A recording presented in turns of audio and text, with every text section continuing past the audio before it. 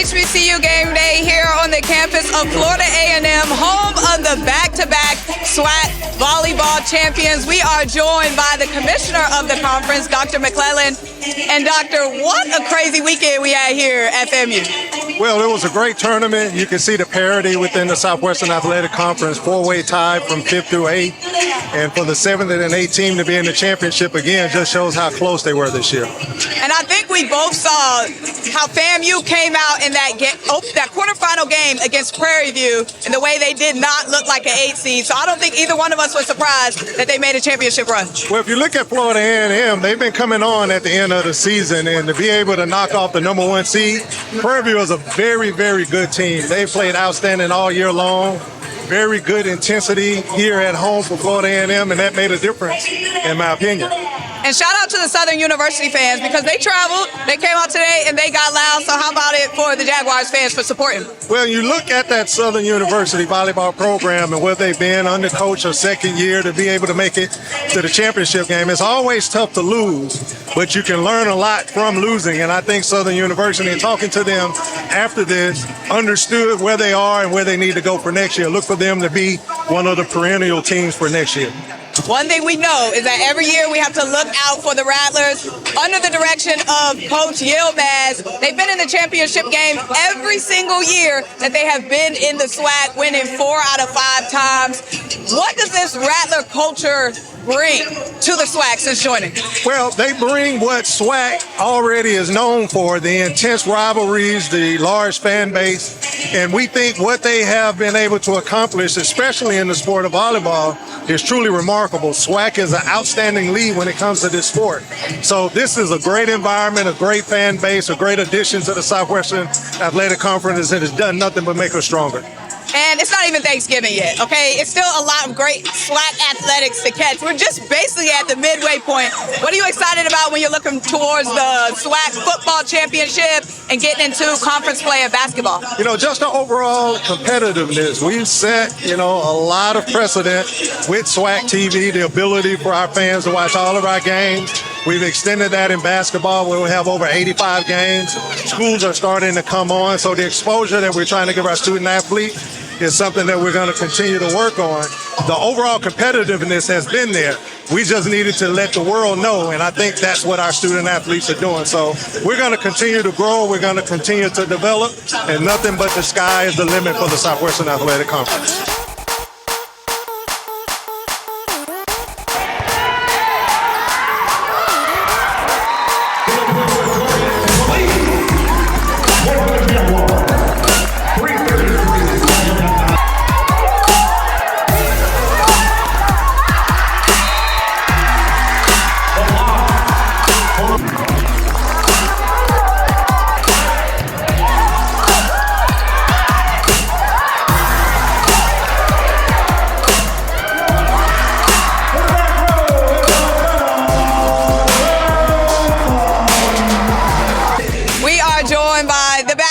The 4-time SWAC volleyball winning head coach, Coach Yomot. Coach, congratulations on another win. Absolutely. It's amazing to be in the finals all 5 years that we've been in the SWAC and being able to win all 4. This was the year we needed it to be at home, and I'm glad we ended up winning. What was the turning point this season You were an 8 seed coming into the tournament, but the team won the last 6 out of 7 regular season games. How was this team able to gain so much momentum coming into the tournament? Honestly, it was a Southern match that we played on the road. They beat us in 4 sets. After that match, before we played Alcorn the following day, we had a coaches meeting. We decided some of the changes we had to implement, and all the girls bought in, and that really made a big difference for us. And in the quarterfinals, the opening round, this team had to play a very hot #1 seeded Prairie View team. How did that win really set the tone for the weekend? What a great job by their coaching staff. I mean, they deserve to be the #1 seed, but we knew we matched up very well with them, and we could play defense. I think defense really kept giving us confidence moving forward, so it was really great to see that. And one of your assistant coaches was saying earlier today in an interview that even though FAMU lost 10 seniors from last year's championship team, y'all never look at a team as a rebuild year. Y'all are always believing that y'all can be in championship contention. Where does that belief come from? I believe in building cultures, and I think we did a good job with building a championship culture. We recruit for that, and the kids know there's a high expectation. That's why they're here for, and I'm glad it turned out in mid-season. In a world of NIL and transfers, you have a true freshman in LaDonna who just is playing on a senior level. How proud of you of her coming in as a freshman and being able to make an impact early? Yeah, she has the personality of being a leader as well, so I'm very happy with her being here. She loves being in FAMU, but hopefully Rattler Nation will step up and help us with that.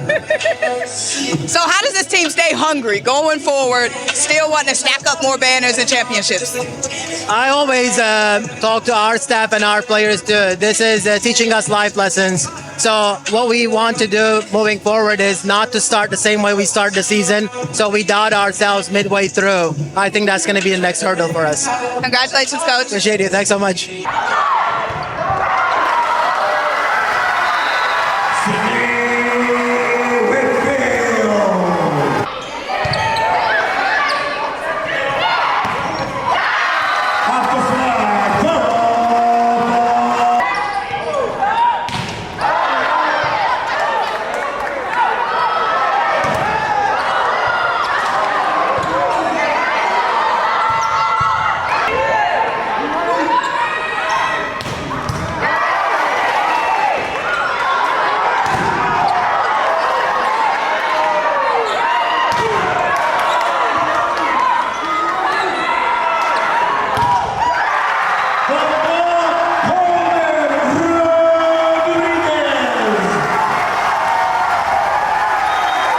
We are joined by 2 champions. Who do we have? Ioni And Sydney.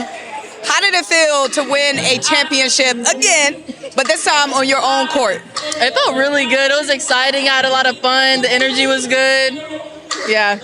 How about Rattler Nation really coming up big in that 4th set and rallying behind you all? Yeah, so I mean, this year we just had to work. I mean, we were the 8th seed. We had to work really hard. But I mean, it meant a lot for be on our home court and for everybody to be supporting us this year.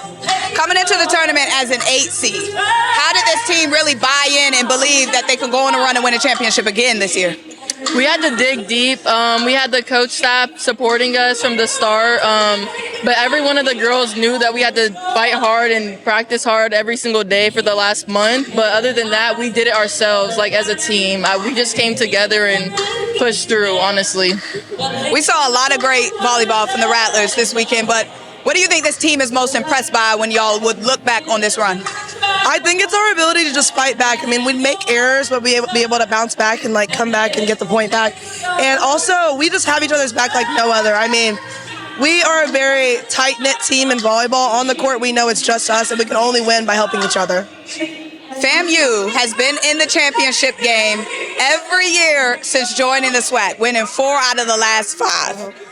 When you hear that, what do you think as a player? I think it should give us confidence, but also to watch our backs, because every year everyone is like gunning after us the most. But it's like, it's a good thing. We should have confidence, but of course we have a target on our backs. Are y'all feeling like a dynasty? Wait, what did you say? Like a dynasty.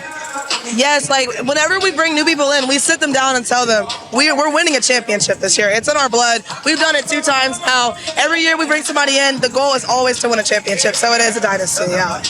Y'all feel like y'all run the SWAC? I mean, at this point, I mean, hey, just check the stats, check the record. I mean, time, we'll see. Yeah. I'll say it. I can say it. They want to be humble, but it's giving the Rattlers running the SWAC all full steam ahead since they joined the conference. Not us. She said it, not us, y'all. How does the team stay hungry and go after more? Well, for us, our first year here, we lost in the SWAC in the finals. So, like, for us, I feel like we constantly think about that, remember that feeling of losing. So every year we think about that and we just come back wanting that feeling of, like, the championship win. So we have both sides of it to, like, think about. How does this team stay hungry? We just have so many different personalities. I mean, LaDonna, she is just the hungriest outside I've ever met in my life. And then we have more calm personalities. And like Yo-Yo said, like, we've lost before, and when we beat teams, we see them, like, we see the reaction to that, and we're like, that's never going to be us. Yeah. Our practices are also so hard. Our practices are harder than any game we've ever played. And we just fight, practice all the time. Yeah. Congratulations, ladies. Thank you. Thank you. Thank you.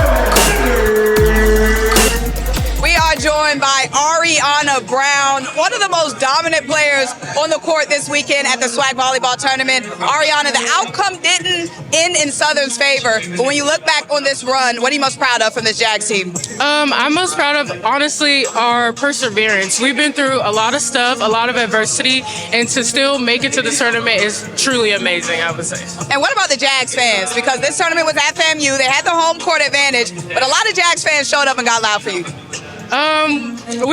We love our parents. They always come to support us. We love them. We wanted to perform to them, but it didn't go out our way, so. And show off the trophy, all SWAC, first team for the tournament. What were you seeing on the court throughout this weekend? Honestly, I was just trying to use the block and listening to my libero telling me what's open and really trying to just feed off my teammates. Ariana, you reached a career 1,000 kills. I mean, how do you keep that killer instinct, no pun intended, for such a long span of time? I think I've just been doing it for so long. It just comes natural. That's the best way I can explain it. Just wanting to get that kill every time, wanting to go as hard as I possibly can for every single ball. And I know you're a pro. I don't want to take away from your proness, but girl, every single play, you are in on the play. How do you keep that motor up throughout a long weekend of volleyball like this? Just, I don't know, experience. Just the proness. Yeah, pretty much. What's the work like for you?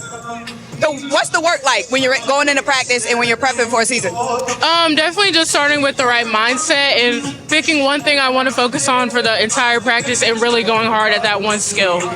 Absolutely. We've seen a lot of professional women's volleyball leagues opening up in the United States. When you look at your future, are you considering any of those options? I'm considering it, yes. Okay. I would love to continue to play volleyball. This has always been my passion. Yeah. And we would love to keep watching Ariana Brown play, so we're manifesting it. Thank you so much.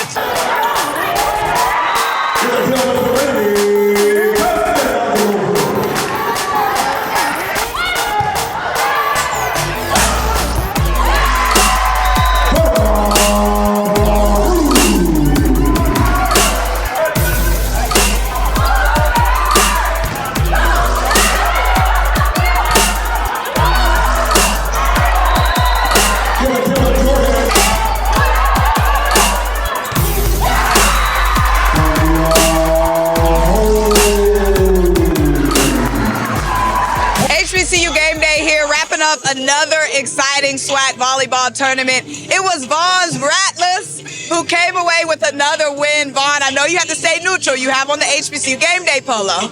How were you able to stay calm seeing your Rattlers play like that? Impossible. People don't realize how intense volleyball is. A lot of people never have gone to a volleyball game, and I keep telling them volleyball and softball are two of the most intense sports in college athletics. This Rattler team, they came in this tournament as an 8 seed. They had to take down #1 Prairie View in the quarterfinals. They never stopped from there. What were you most impressed by from this team? I'm more impressed by Coach Gokhan before we even got to the tournament. He had to replace like 9 players from last year's championship team. So I asked him at the beginning of the year, Coach, how do you think the team's going to be? And you know him, he's modest. Oh, I don't know. We got a total rebuild. And he gives me all the company lines. But somehow, from transferring to new players till now hoisting that trophy, he just figures it out. Absolutely. And it was 10 seniors that left after last year's championship team. One of the players telling me that they never looked at it as a rebuild, and they told the incoming players, hey, we lost a lot of players, but every year we're going after a championship. What does that say about the Rattler mindset? It's a culture. It started back in the MEAC. Legendary FAMU Sports Hall of Fame coach Tony Trippanoff won 9 consecutive MEAC tournaments. They actually were the first HBCU to host the NCAA tournament on campus, and in that hosting, University of Florida, Jacksonville University, FAMU, and Stanford. FAMU hosted that on campus. They beat Nebraska when Nebraska was the #1 team in the country. So the tradition of FAMU volleyball is really, really strong. When Coach Trippanoff left and you bring in another coach, who wants to follow a legend? But Coach Gokhan got right in and is solidifying his own legacy. Absolutely. We have to give a shout out to the Jaguars because a lot of people didn't expect them to be in the championship game as a 7 seed, but they showed so much fight this weekend. Ariana, that's her name? Ariana Brown with the kill. Let me tell you, that young lady has a motor that just doesn't stop. She put that team on her back today and gave FAMU all they could handle. I think just the fact that FAMU had a rounded team, and not discounting the other players on Southern because they all play together, but it was just exceptional effort. It's like Jordan being on the team. She was that today on the court. Involved in every single play for the Jags, and there's so many pro women's volleyball leagues opening up in the United States, so I'm so excited for some of these seniors and seeing what options they have in the future. But when you look at a 7 seed and an 8 seed, like the Jags and the Rattlers in the championship game, what does that say about the depth in the SWAC? As that coach said, that's why we play the game. You know, it doesn't matter. Those numbers don't matter. When you get inside that court and you toss it up, it's who wants it more. And obviously, this weekend, Southern and FAMU wanted it more, and FAMU edged out. But this was a great championship showing. Absolutely. A lot of great volleyball being played this weekend. Make sure you all are tapped into SWAC TV and also to HBCU Game Day for continuous coverage of all the best HBCU action. For Vaughn Wilson, I'm Simone Stanley, signing out from FAMU, home of 4-time SWAC Volleyball Champions.